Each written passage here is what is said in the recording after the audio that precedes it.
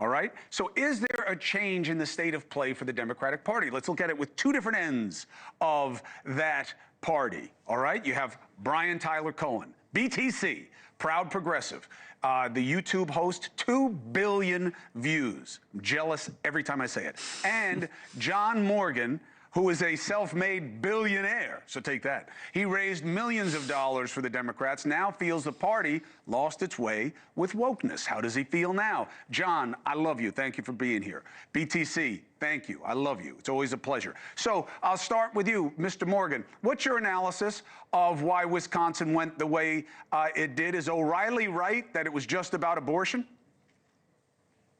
Yeah, he's right. Wisconsin is Wisconsin. When I think of progressives, and I'm not against progressive, I think it's a, it's a beautiful thing if it could happen. But Madison, Wisconsin is the center of progressive Democrats. I'm not surprised that they won.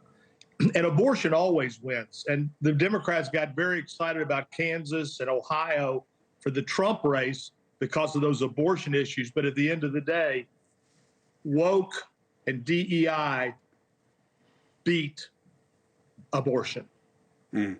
No small irony that one of the most profound forms of DEI is the Electoral College. And yet here we are with Wisconsin also concerned about it because it has overweighted importance. Brian, did you see different or additional messages in this win and in the voter ID passage?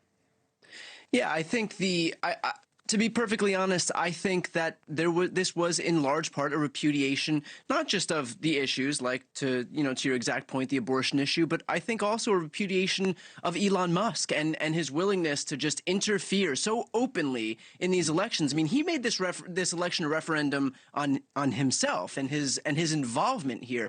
The guy has an approval rating that's 10 points deeper underwater than even Donald Trump, and so the strategy that caused him to go out to Wisconsin and make himself the face of this campaign, standing up there, handing voters $1 million checks and just blatantly buying them off.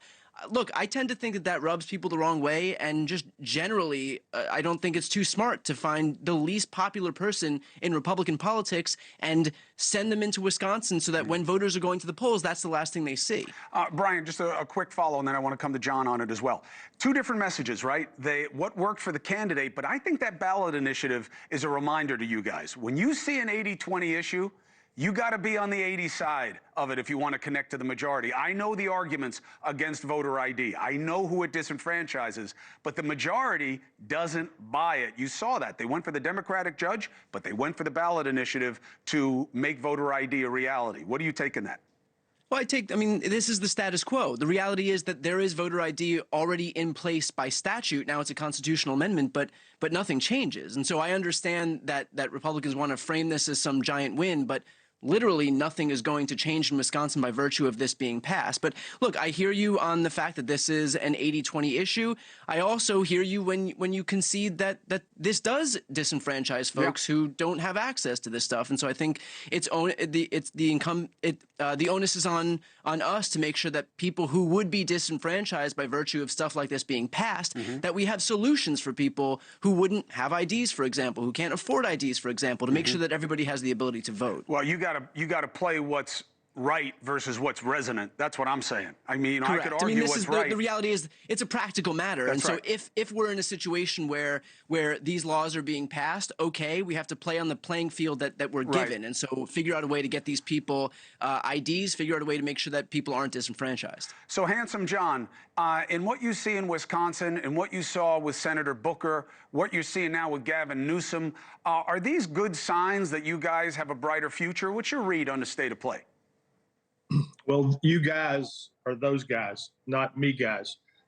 I'm kind of in the middle. What I think is happening right now, first of all, Elon Musk is a disaster. Look, I'm a guy that grew up where my dad got fired a bunch, okay? There's nothing more devastating for a family than for the breadwinner, the king, to lose their job. It's devastating. It's humiliating. It scars me to this day. I have trouble firing people to this day. When you got that jackass with a buzzsaw coming in and making fun of it, this is, I believe there's government waste, big time, big time. I believe in it, but you don't be gleeful about what this does to families. It's a devastation, no matter how you put it. Hey, thanks for watching. Go to joinnn.com to find NewsNation on your screen. And don't forget, click the red subscribe button below to get more of NewsNation's fact-driven, unbiased coverage.